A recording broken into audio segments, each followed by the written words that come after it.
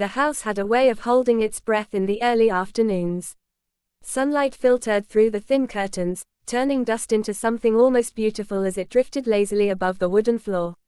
Outside, the neighborhood hummed with its usual sounds: distant traffic, a vendor calling out, a dog barking once and then falling silent. Inside, everything felt slower. Too quiet. Like the calm before a question no one wanted to ask. I was home earlier than usual that day. That alone should have felt comforting, routine. Instead, it made me restless. My father's shoes were by the door, neatly aligned, as always.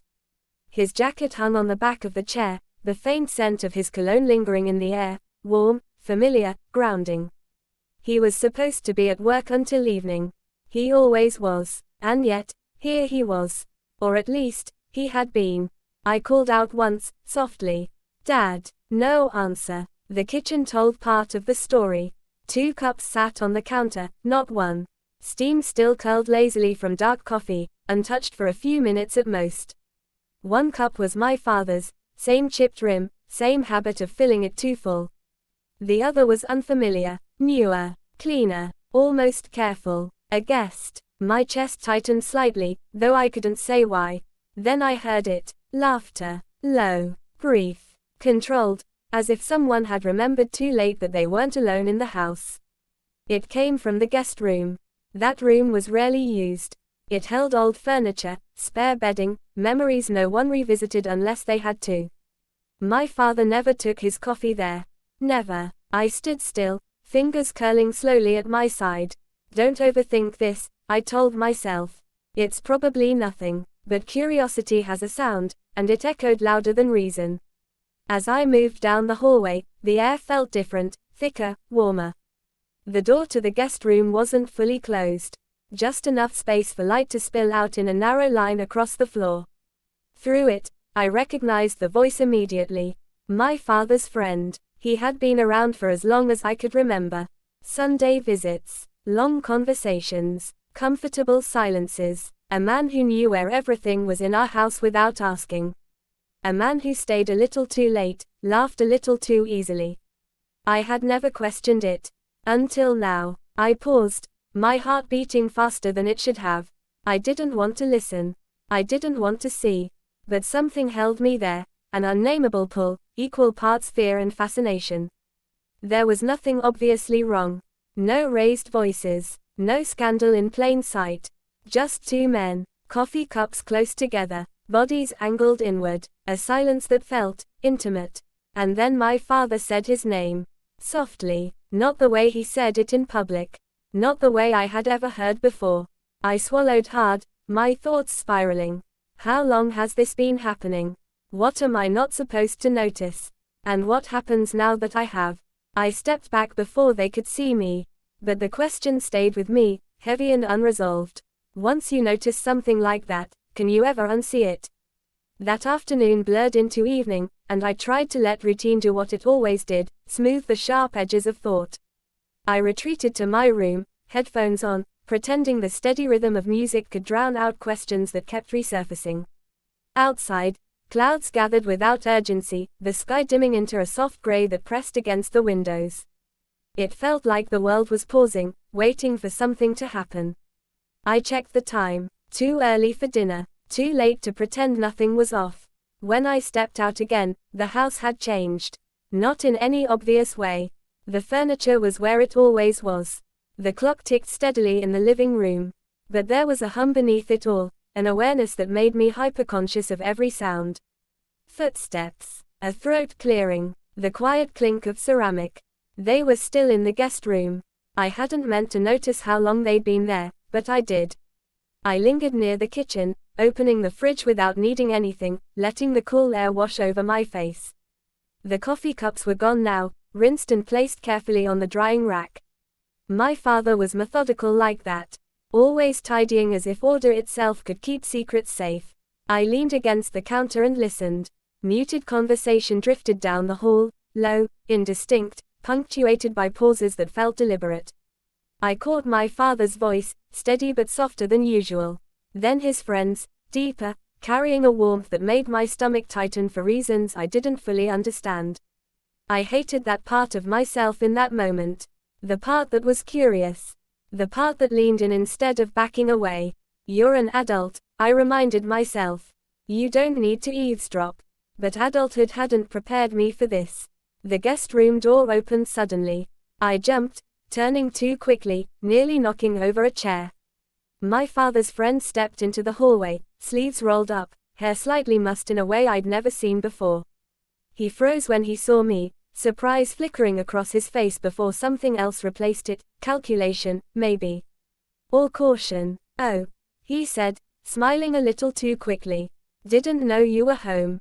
His voice sounded normal. Too normal. Got back early, I replied, my own voice betraying nothing I hoped. My hands felt clammy. Didn't hear you come in. He nodded, stepping aside as my father appeared behind him. Dad looked different. Not guilty. Not exactly. Just alert, like someone who's been interrupted mid-thought. His eyes met mine and held there for a fraction of a second longer than usual. Everything okay? He asked. The question felt loaded. Yeah, I said, just surprised. Thought you were working late. A pause. Plans changed, he replied smoothly. We were just catching up. We. The word settled uncomfortably in my chest. Dinner was awkward in a way that couldn't be explained to anyone who wasn't there. We sat around the table, the same one we'd used for years, and went through familiar motions, passing dishes, commenting on the food, discussing mundane things. Weather, news, work, but every exchange felt like a test.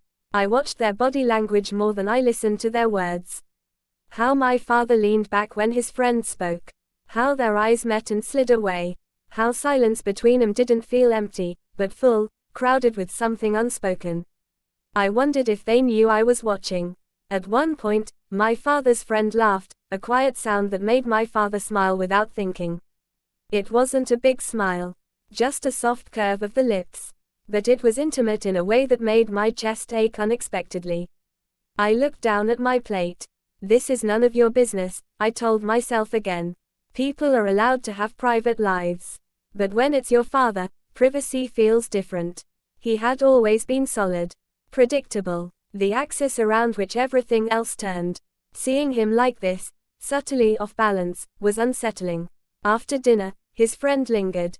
Of course he did. They moved to the living room, settling into the usual seats, though, usual, felt like a lie now. The television played softly, some old program none of us were really watching. I pretended to scroll on my phone, aware of how close they sat, how their shoulders nearly touched. Nearly. My phone buzzed, a message from a friend asking if I wanted to go out later. I stared at the screen, then typed a quick excuse. I wasn't ready to leave.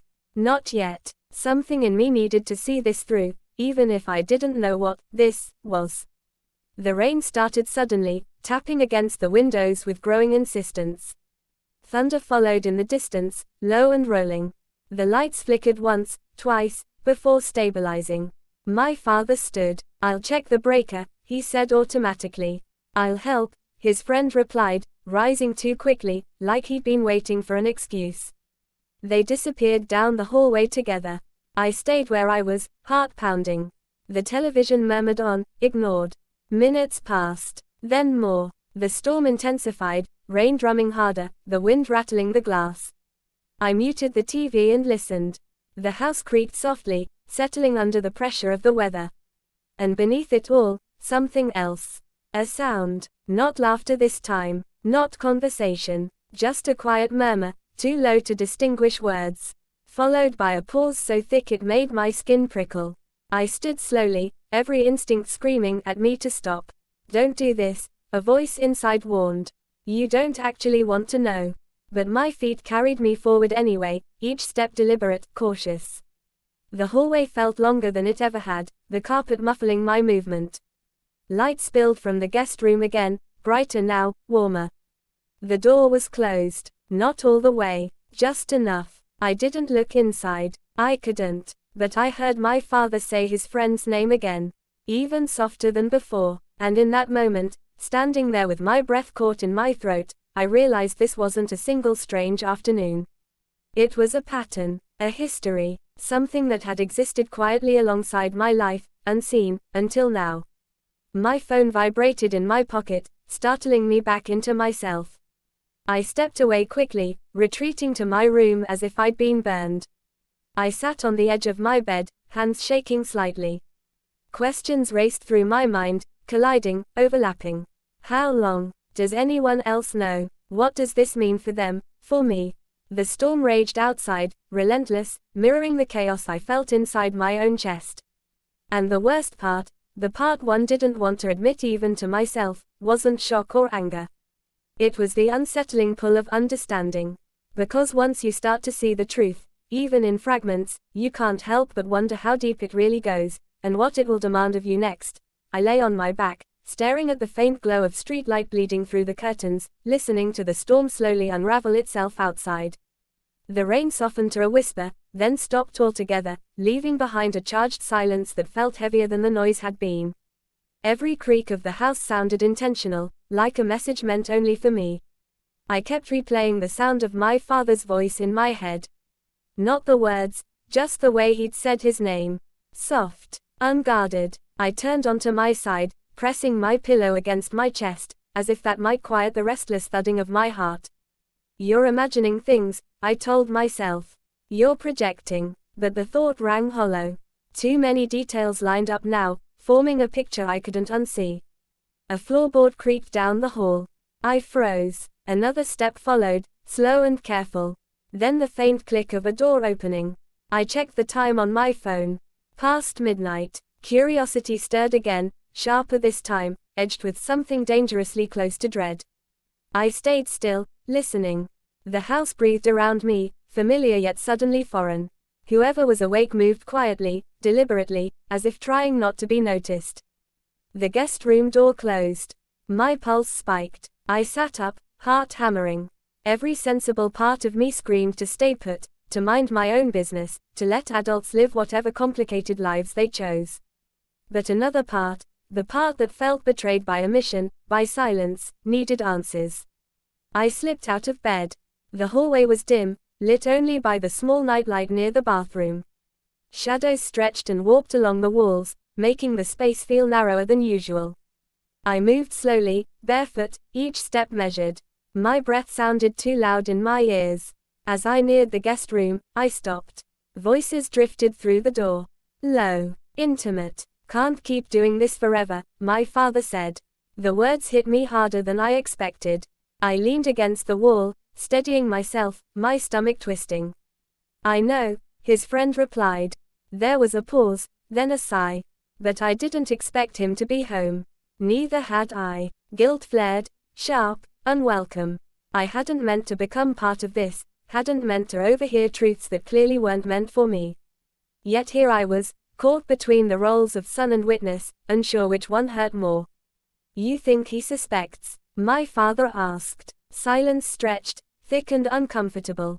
I think, his friend said carefully, he's perceptive. My throat tightened. There was movement inside the room, fabric shifting, a chair scraping softly against the floor. I imagined them standing close, expressions guarded, words chosen with care.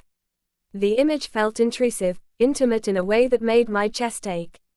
This isn't how I wanted him to find out, my father murmured. Find out. The final thread of denial snapped. My hand hovered near the doorframe, fingers trembling. I could leave, pretend I'd heard nothing, carry this secret alone, let it rot quietly inside me. Or I could step forward. The decision felt enormous, irreversible. Before I could overthink it, my foot brushed the door. It creaked. The voices stopped instantly. My heart slammed against my ribs as if trying to escape. For a second, no one moved. The silence was deafening, broken only by my own uneven breathing. Then the door opened. My father stood there, eyes wide with shock. Behind him, his friend hovered in the background, face unreadable, shoulders tense. Time seemed to slow. My voice caught. I swallowed and tried again. I couldn't sleep. It was a weak excuse, and we all knew it. Dad stepped aside slightly, the door opening wider. The light inside the room spilled into the hallway, illuminating the space, and them. 2 cups sat on the bedside table this time, untouched. The chairs were closer together than they had any reason to be. No obvious line had been crossed. And yet everything had. My father looked older in that moment. Not frail, just tired. Like someone who'd been carrying a weight for far too long. "How much did you hear?"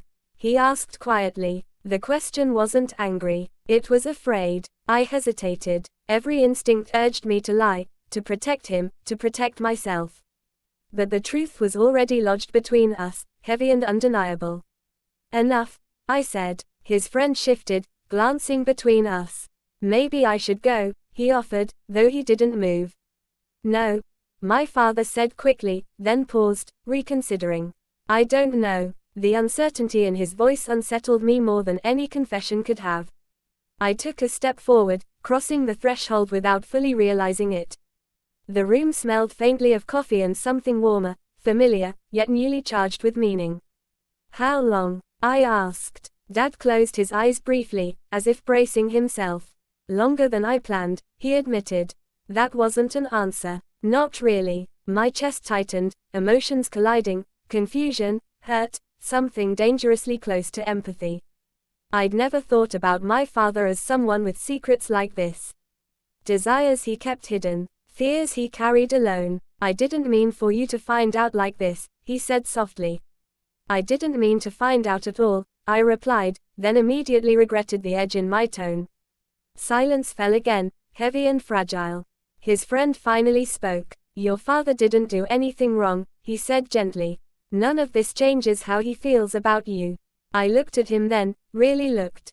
At the lines around his eyes, the tension in his jaw, the care evident in the way he watched my father. Whatever this was between them, it wasn't casual.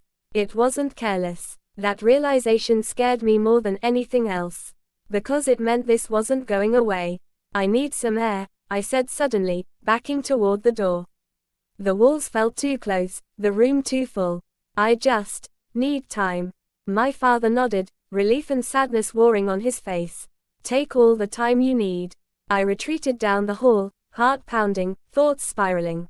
In my room, I sank onto the bed, hands shaking. The house felt different now, rearranged by truth, its familiar shape subtly but irrevocably altered. Lying there, staring into the darkness, one question echoed louder than all the others. Now that the secret was out, half-spoken, fully felt, what would it ask of us next? And were any of us ready for the answer?